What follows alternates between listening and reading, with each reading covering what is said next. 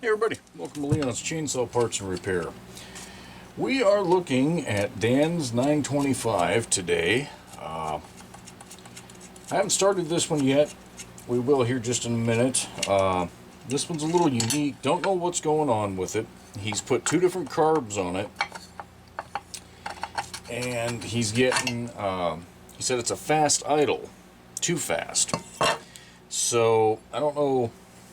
You know, he says he's gone through, or he's already done the pressure test on it and all that sort of jazz. So I don't know necessarily what's going on. Suspected maybe a cracked intake manifold, because those are relatively common, where the carb has been tightened a little too much and it cracks that plastic out. But he said spraying carb cleaner around that didn't change the speed that it was turning, so I figured we'd get this thing mounted to the bench vise here for grins, and we'll try starting it up. I think it shakes the camera a little less when I've got it bench mounted or on this vise versus just sitting on the bench, but I guess we'll find out. Pretty clean saw. I can see why you picked it up. Where the hell? Oh, right there. This one's a Terry serial number with a code of A. I think that means it's a 1980. That's my best guess on a Terry serial number. Color scheme would fit that. So let's dump a little fuel in this bad boy and we'll see what the heck she's doing. And I realize that makes no sense. Bad boy, what she's doing. Oh well. It's the end of the workday. I don't have to make sense. In fact, I should probably have a cold beer in hand. Alright.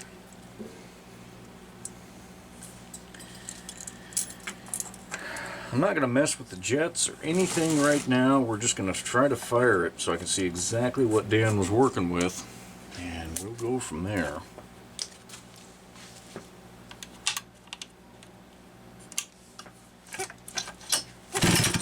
Good compression. Short rope.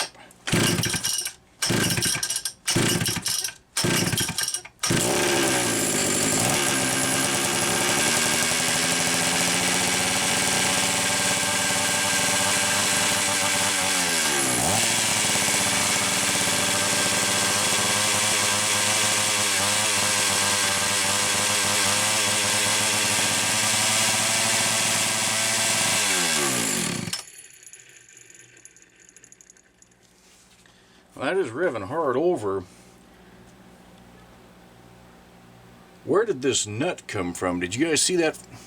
Video probably wouldn't have caught that. That looks like a cylinder nut. It is. Holy wow. It's the cylinder nut from back behind here, literally just rattled off. There's the lock washer. Wow, that is so not cool.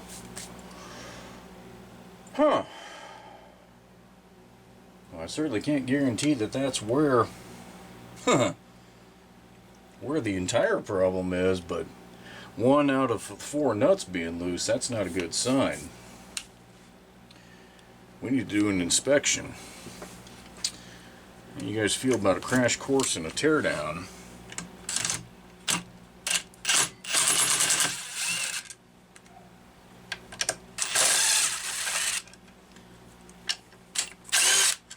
Good thing about these is the tank and the crankcase are all part of one unit.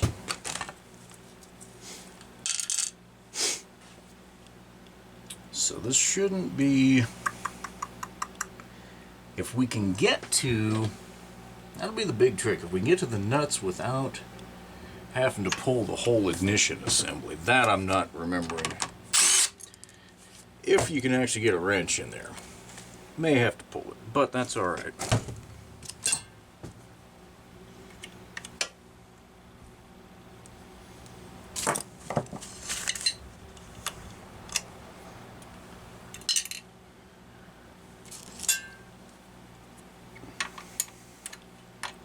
if there is an air leak around the cylinder, that would make perfect sense.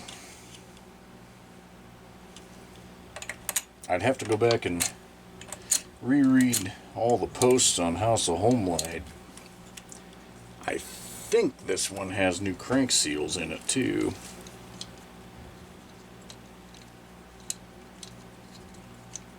As long as the gasket's not blown out, which I don't think it is.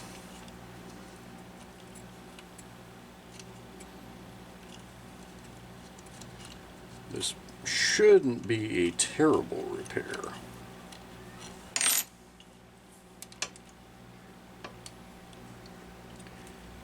But I'm already thinking that this carb may have a...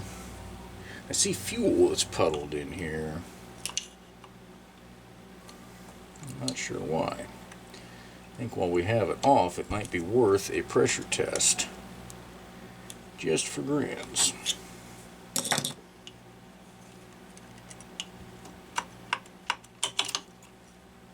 In fact, I'm going to do that right now before I forget about it. It wasn't a huge amount.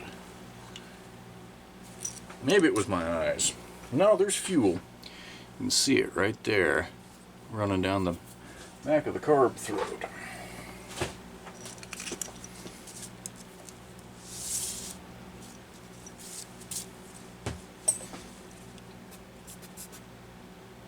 Rock solid. Must be the infamous governor setup on these, because it does have the governor. And it's probably got the high-speed nozzle that's drilled so that you can't lean it out too bad and destroy it. That was a very common problem with these saws. Alright, we need to get this oil line out of the way.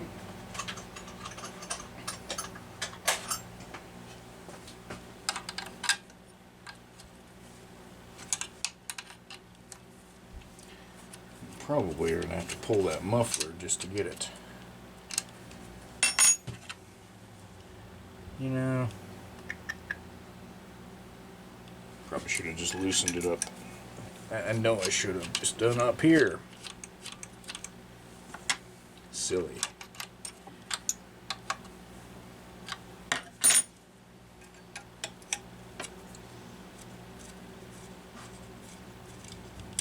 That should pull away and we can leave it bolted to this. The lower one though,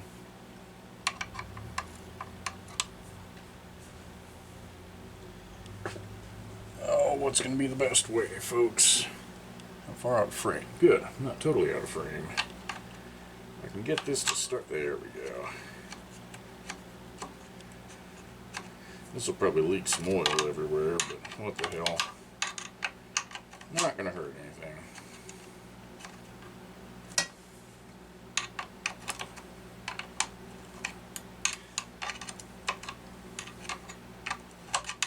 This isn't the easiest one to access, but if we can get it out of the way, it'll save a little disassembly. Time's money. Trick is knowing when when to save some time and when you're just making your job harder trying to save time. When you're removing the throttle handle, don't forget about that lower one. It won't budge. Now these crank cases are tight, or air boxes are tight. You're not going to get an attachment down in there like my drill. In fact, I may not be able to get that. Yep, gonna have to use the shorter one, which is almost too short.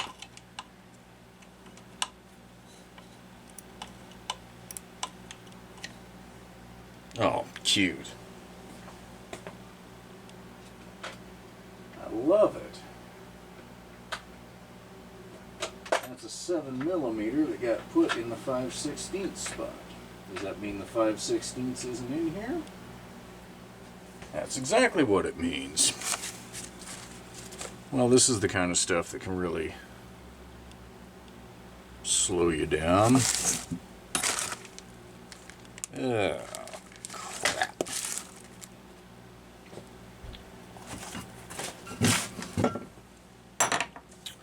Okay. We'll use the box end wrench. Not very convenient. But once you've gotten them broken loose, if you've got a round shank flat blade, you can usually just catch them enough.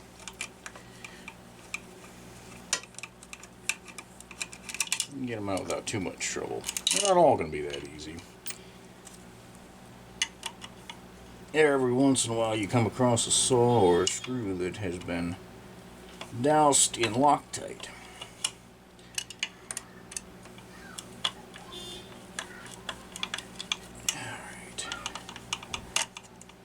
Should be close. Still think the muffler's gonna have to come off in order to get to these nuts, but let's get this damn thing out of the way first. We know it's in the way. Hanging to half a thread there. Cute. Those I should be able to reach.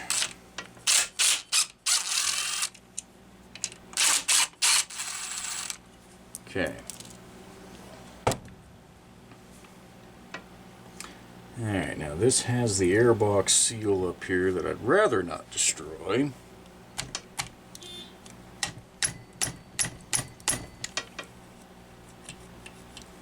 Okay, now this oil line, okay. I'm trying to cheat. There's actually nuts on the back of this little clamp. I think they're 5/16. Ah, come on, you. There they are. And they're a pain in the butt.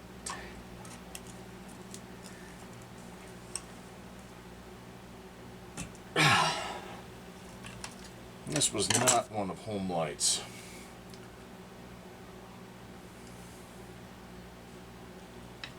better designs.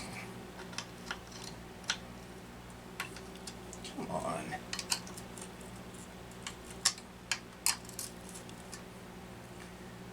What the hell? Alright, we'll use a thicker blade and hopefully it'll catch. These things are being just a smidge persnickety. Oh, yeah.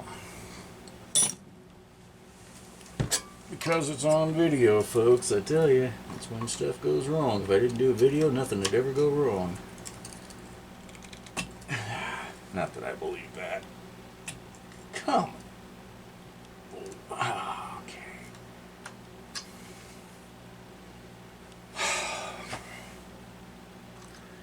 Dipstick.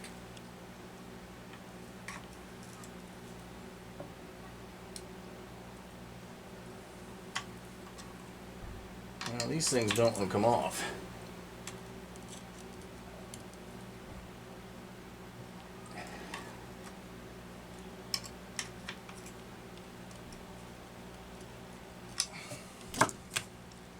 Really? Not in the mood.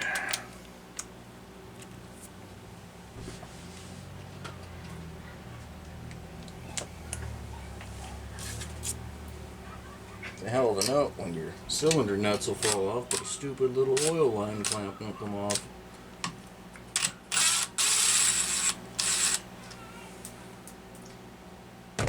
Alright.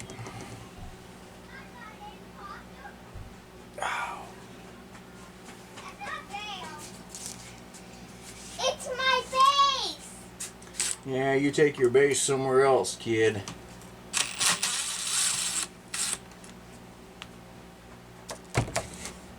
Obviously, the kids are having a play date. They're occupied, so I'm working on saws. Alright. Now, there's a rubber grommet back here. kind of work that line out. There we go. And in this case, the grommet. Not necessarily sure it's supposed to do that. But what the hell, we'll take it. That's garbage. Now that that's out of the way, now you can get this throttle handle off. The only thing left that's attached is the kill switch lead. We'll fix that. There we go. Now, should just be, yeah.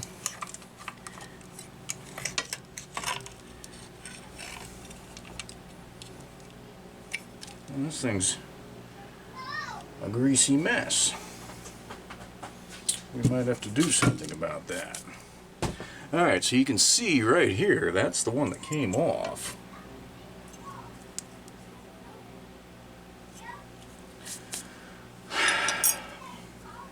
I guess we'll start with the obvious and put it back on.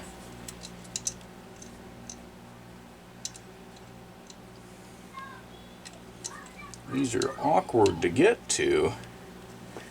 I can see how one wouldn't get torqued properly, but I'll tell you what, this damn thing, these are so tight here, I'm not sure how this nut ever got out. There it goes. What?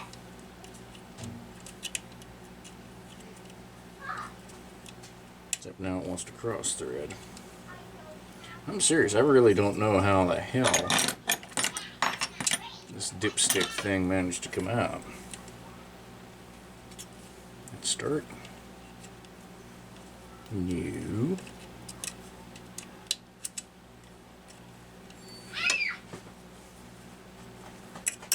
Katie, seriously, please go play somewhere not down here.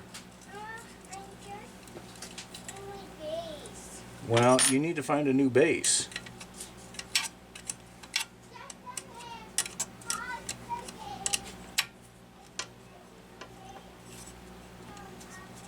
There she goes. Okay. That's what I thought. Not going to be able to torque this with the muffler on and get any swing out of it. So we'll quit screwing around. We're going to get the muffler off. Shield has lock tabs on it here. And they're still somewhat strong.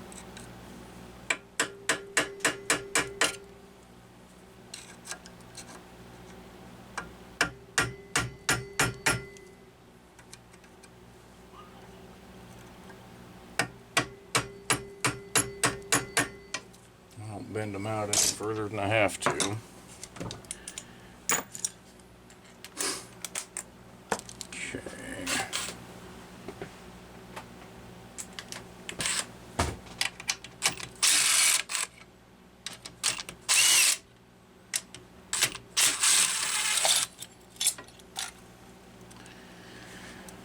Okay, and it looks like I managed to keep it together. Yes.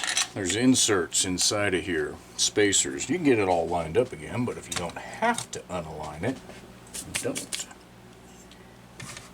Alright.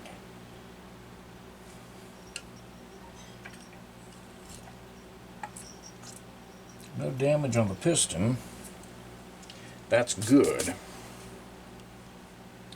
My fear was that we would find multiple of these cylinder nuts loose and have the cylinder flopping around like a dead fish.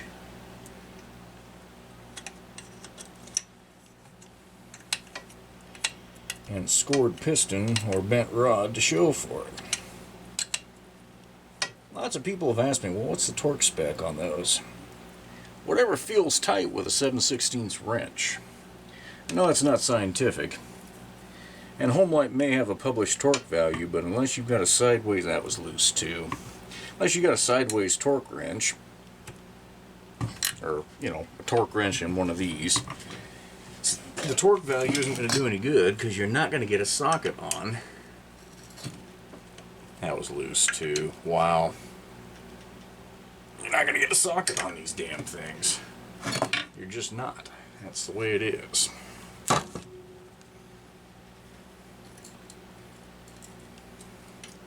This one's loose. I can actually see it move. Wow. Well, Dan, like I say, I can't say that this is 100% of the problem, but it sure as hell wasn't helping. Alright.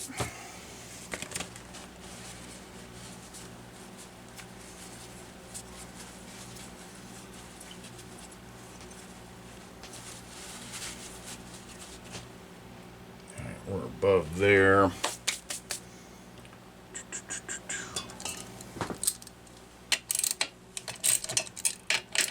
Need to get some of the trash off of this saw.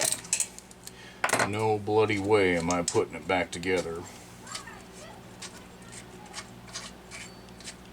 with all of that debris in there. Just be a wasted opportunity to clean it up. Saws that already have a tendency to overheat if they're leaned out. You got no business leaving trash in here on the cylinder fins. Alright. This will take a minute. We'll come back. Okay.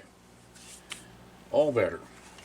Would have been silly to have this thing apart and not at least do a little bit of cleanup. I'm just looking in there at the reed valves.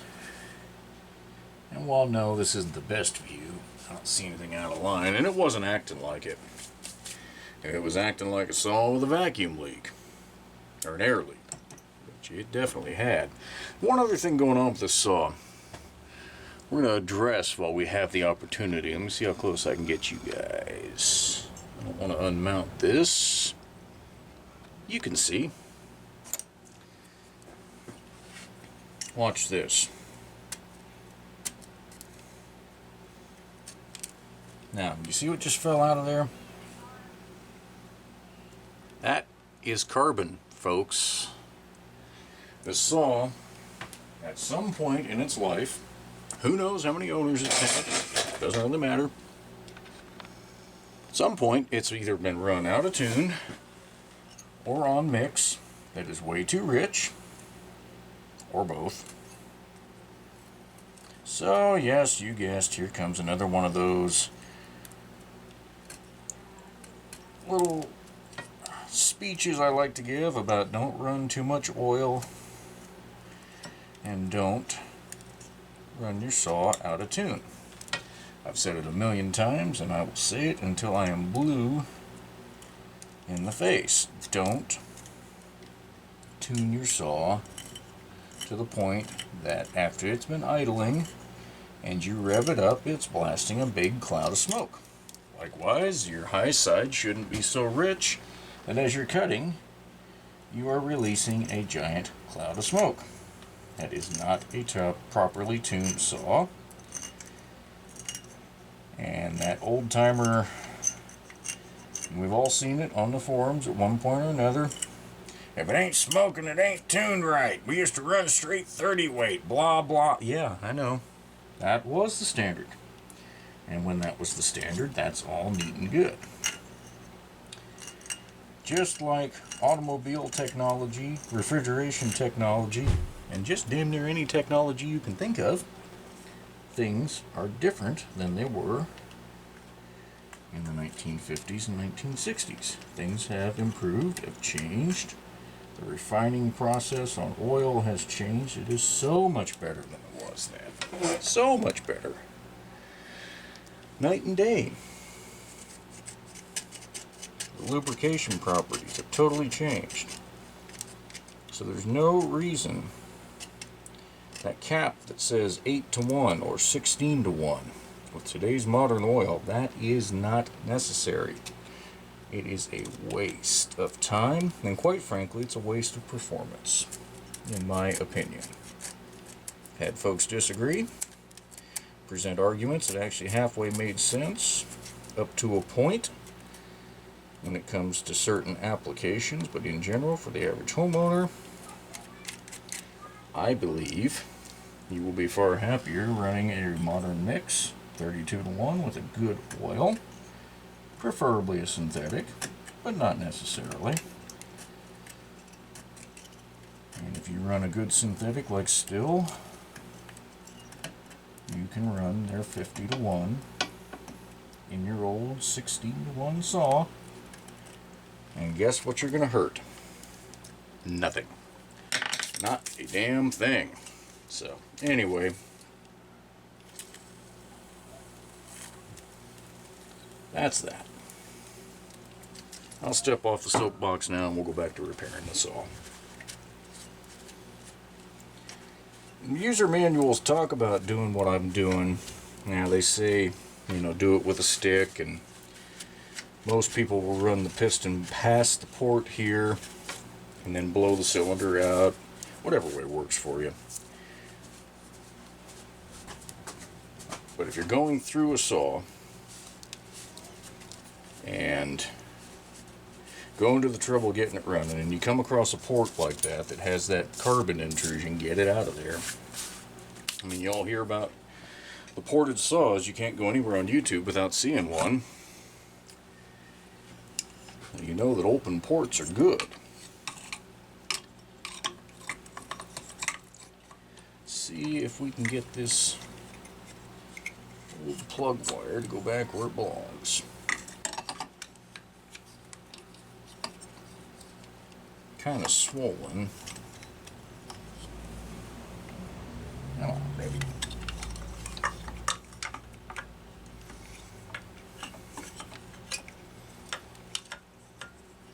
I'm not going to pop it out and replace it over that. There she goes. Okay. You'll note I'm reusing that airbox gasket. It only tore a little bit, and there's a solid surface still on the saw. It'll mate itself back up. It'll be fine. It is not necessary to replace that when it's in the kind of condition that this one is still in. So I'm going to start these.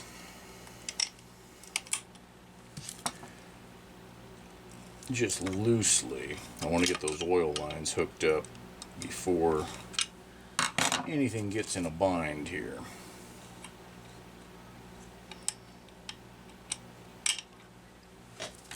I'm anxious to see the difference in this. I know it's going to be,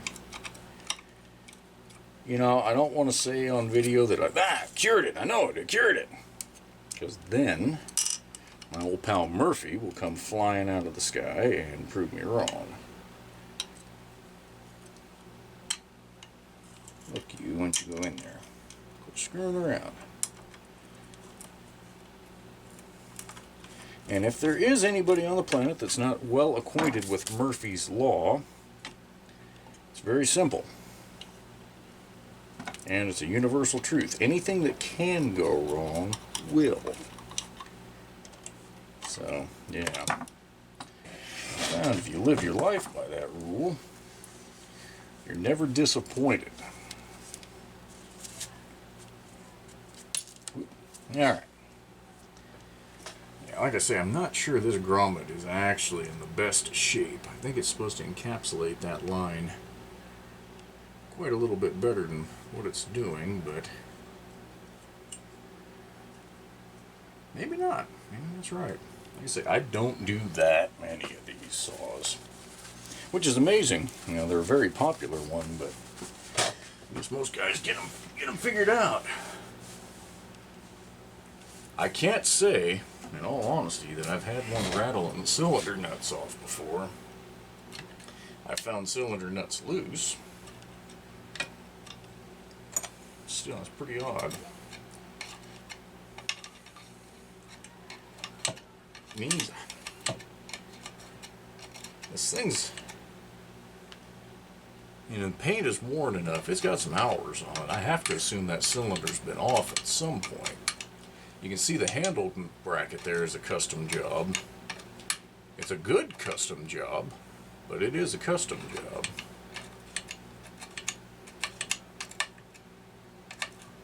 Alright. That one's back. These oil lines, make sure you can get at least a thread or two with your finger, if at all possible. It's so easy to start one of these things cross-threaded and then you're in a world of hurt. It's a miserable pain in the neck. And half the time you end up having to replace it if you've gotten very far. If it's just a little smidge across and you back it off, you know, most of the time you can get it corrected. But if you go very far, you're in deep doo-doo.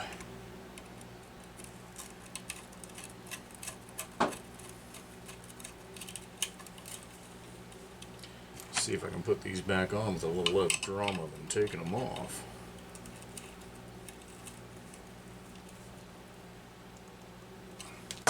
And they're a lock nut, so they don't have to be reefed. It's just something to keep that oil line down where it belongs, away from the muffler, and keep it from rattling around. I have seen that on occasion where they're not supported well, and the vibration will crack them off right at the ferrule. Not super common, but it can happen. Alright, good enough. Get this lower. Okay, where's my 5/16? That's what I thought. This isn't lined up right. Come on, baby. What the hell? There she goes. And I don't want to tighten that all the way till these are snugged up here. Put a bind on it. I think that's one of the ways you can crack this handle. At least the logic is there in my mind.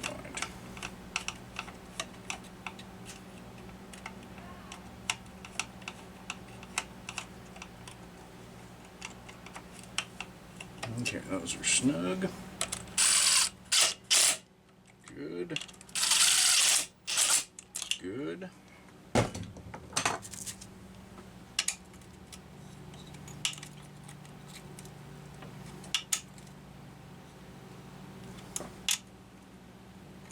This one's a tough one. Wish I could find that short socket. I'll have to go on an Easter egg hunt here soon.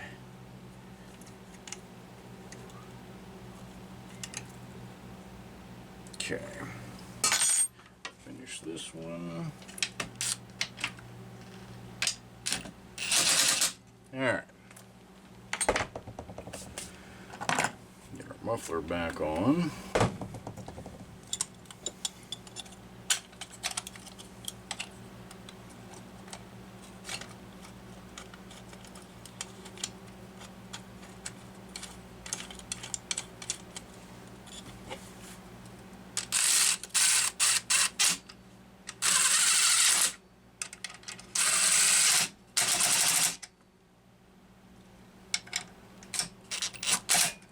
Bolt in the same position as it was before with the locking tab.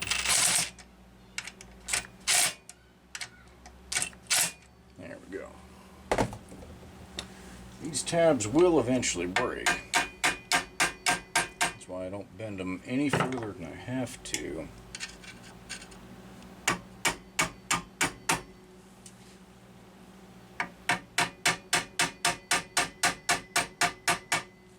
Okay. That carb held pressure just fine. Let's get it back in place. I really am curious about how this is going to go. Now these are a pain to get the fuel hose on and off of. That's why when I send you guys a kit, I leave some extra length, especially, whoop, god dang it, especially on this particular hose, so that it's okay if there's a little smidge sticking, you know, kind of a bit of a sway out here.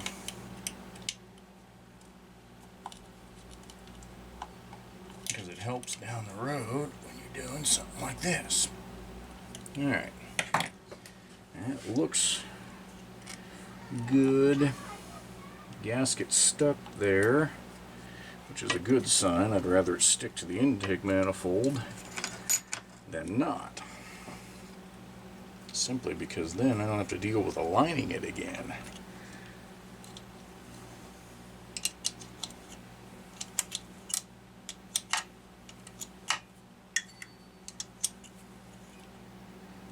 Come on, baby.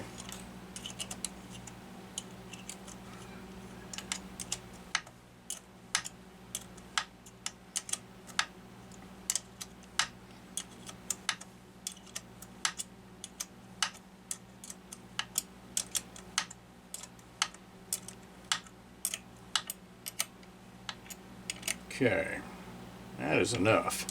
Say these intake manifolds will crack. What happens is the steel insert, threaded insert in there, starts to pull when you over tighten these carburetor screws, and then you end up with a fat air leak. Okay, I'll deal with the choke rod and the air filter Wismo gig. Alright. I know this is a waste of time on the video, but we gotta put a starter rope on that. I can't in good conscience put that back together with that short dinky rope.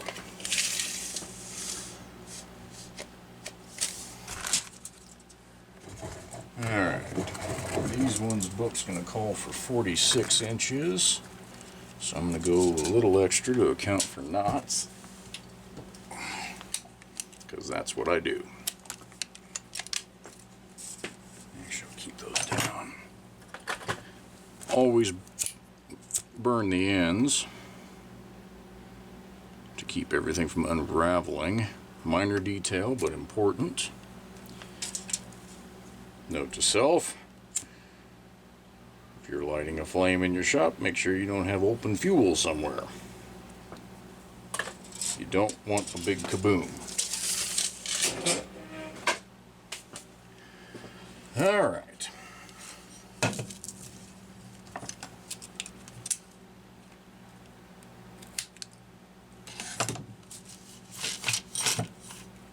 See if we can do this tricky way. Since the pulley and everything's working smooth, I'm not going to take it apart if I don't have to. Oh, get garbage. But I shouldn't have let that rope go. Yeah, alright. We'll try to get ultra tricky. And probably pay the price for it. But hey, what are you gonna do?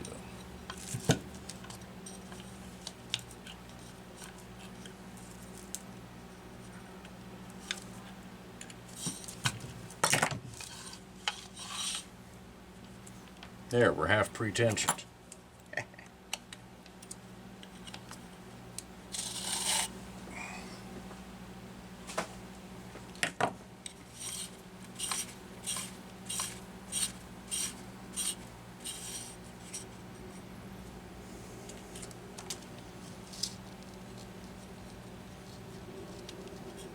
When this style of rope replacement works, you pat yourself on the back. When it doesn't, you go, "Oh, the hell did I waste my time doing that?"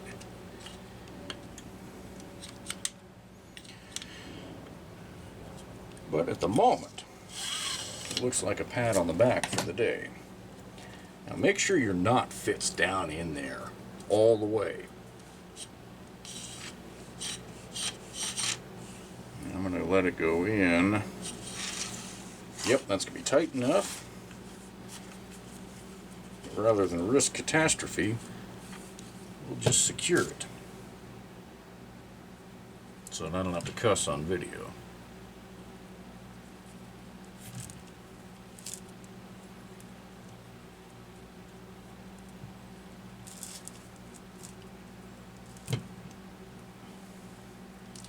And I don't like how close to the end of the rope that knot is.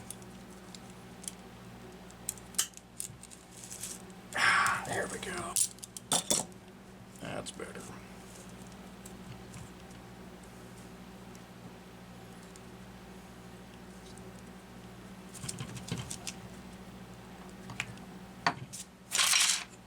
perfect.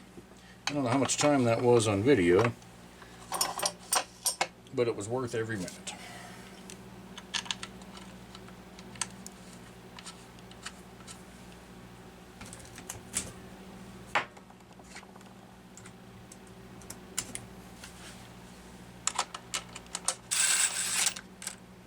Get back here.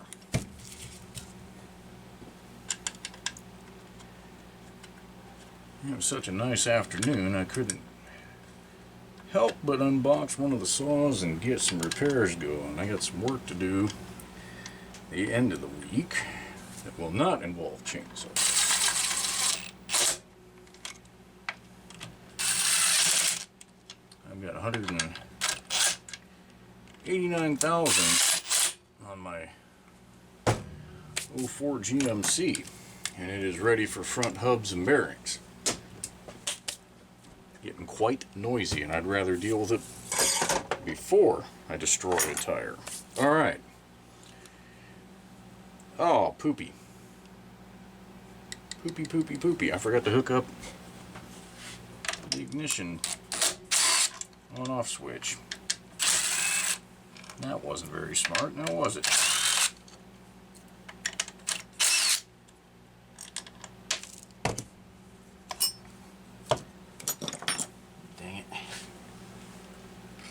That wasn't very smart at all.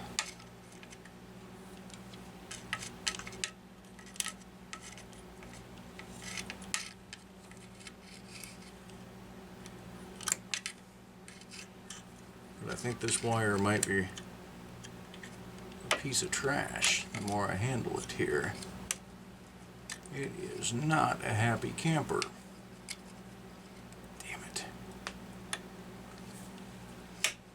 Come on. We'll find out. That moves around awful easy back there. Huh. That one has me a little concerned.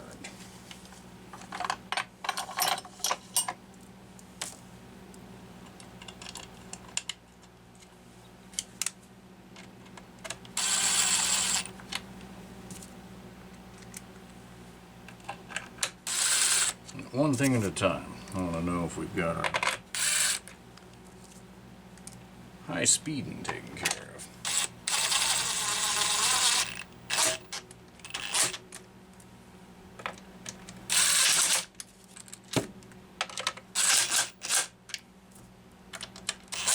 Okay. Take two.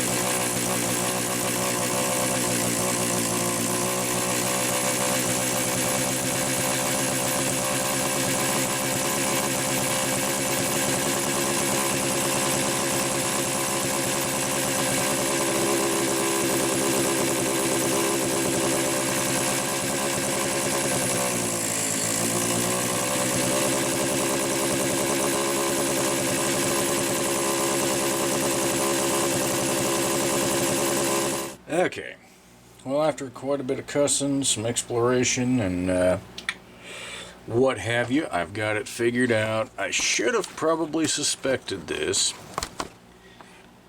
but I was hoping. And this time, hoping didn't do diddly squat. Ah, damn.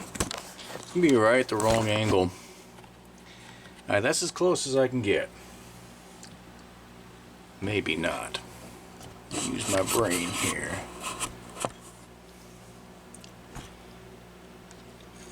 There we go. Keep an eye up in here. Let me get...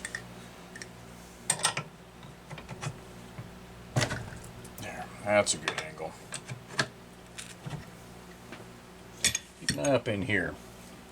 I've got block off rubber behind the muffler and the carb. Doing some pressure testing.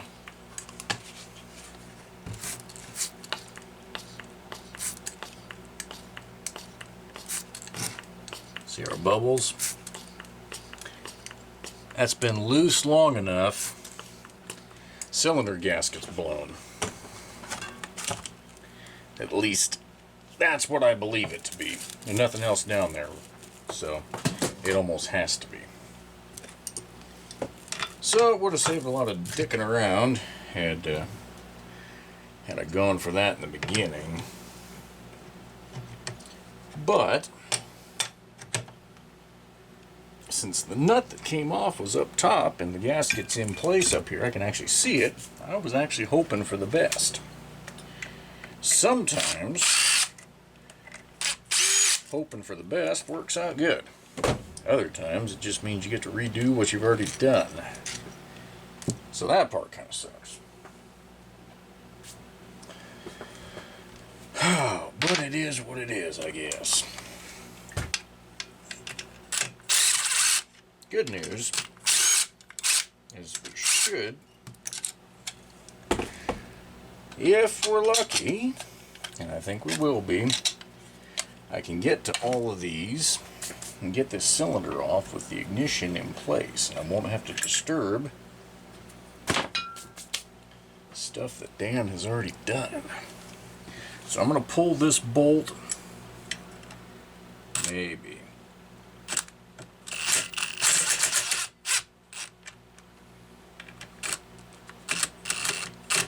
Yeah. Nice try, no cigar. Let me get this coil out of the way.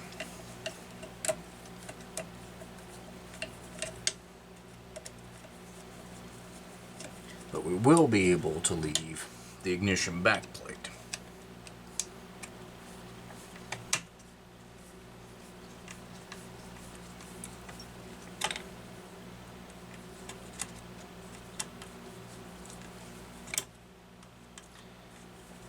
Whatever chunk of gasket's missing is significant enough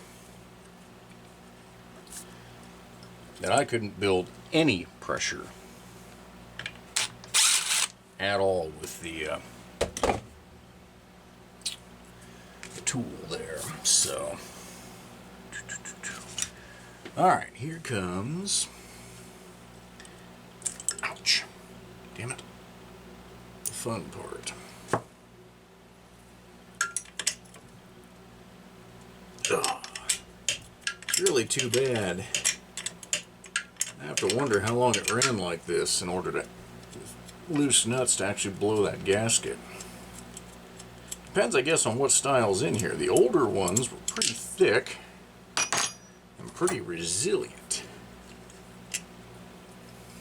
If it's one of the new super thin ones, I guess I can see why she blew.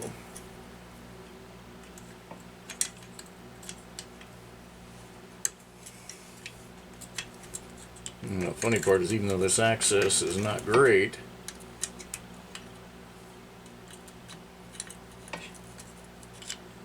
I guess I'll have to see when I go in to edit the video how much of that was out of frame. I realize I should zoom out for this. So I'll do that right now. There we go. These nuts are almost captured in place until you get the cylinder out a little bit. That one down on this side is. And this one, and it isn't because it's come out before, but it is because it's really tight. So I'm just going to let it sit in place. We'll get this one loose, and then everything's going to drop. Come on, baby.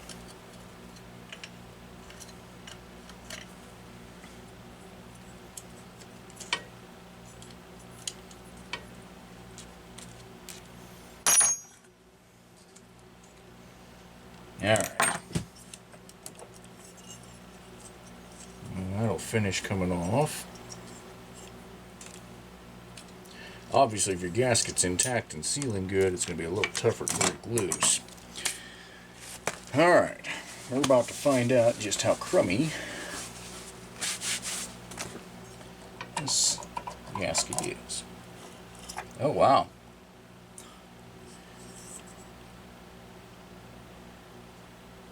Folks, are you seeing what I'm seeing?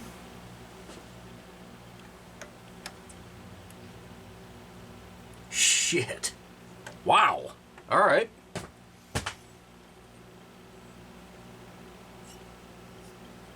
It's not on the saw. It's gone. And boy, it's run that way for a while. I can see. Wow. One, this has ingested some trash. And as good as it sounded, that lower ring is partially stuck in the bore, or in its ring groove. I have to free that up. Look at all the carbon on top of the piston. Damn. Speaks to how resilient these saws are, that it's stayed together for this long in this condition. Wow. Alright. So there it is. One big giant mess. There is some carbon scoring in the cylinder right here, but it's very light. And the bit of scoring over here that is also light coincides with that mark there. That was something on the intake. That was some crap that got in. Whether it sucked it from down here and up and around, probably. I mean, the air filter, if this is what was on it, this one's good. So I'm going to guess it was pulling some dirt from down below. Wow. I guess the one saving grace is this isn't going to be that hard to clean that cylinder up. But obviously, there's some cleanup work to do here. Okay, this will be the last part of the video, and we'll do a part 2 on reassembly. Here's the piston. So you can see the top ring, you know, I can move it freely back and forth. This bottom ring, I can't. It is seized in its groove with carbon. And you can see all the carbon built up around the pin. Carbon built up on the thrust washers, carbon underneath the piston, carbon on top of the piston. How this engine hasn't grenaded, I honestly don't know. Look at carbon build up way down in there.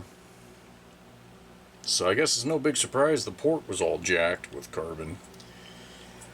So what I'm going to do, I'm going to take my wire wheel to the top of the piston carefully and get that crap out of there. And then I'm going to soak this whole thing in a blend of diesel and ATF. I'm going to find a small jar to put it in. And I'm going to see if it'll soften up the rest of the carbon that's on here so I can scrub some of it out and see if it'll free this ring up. You know, I may use acetone and ATF. That's the Ultra. Maybe I'll do that. Yeah, I'll do that. I'll do about a 50-50 blend. Push this pin the rest of the way out. We'll just see what happens. The worst case scenario, well, it's probably worse than this, but if this won't free up, I'll carefully dig it out and it'll come out in pieces. That's not a good way. I've had to do that before. I don't like doing that. But a set of rings is a hell of a lot easier to find than a piston. So, part 2 hopefully won't be too far down the road.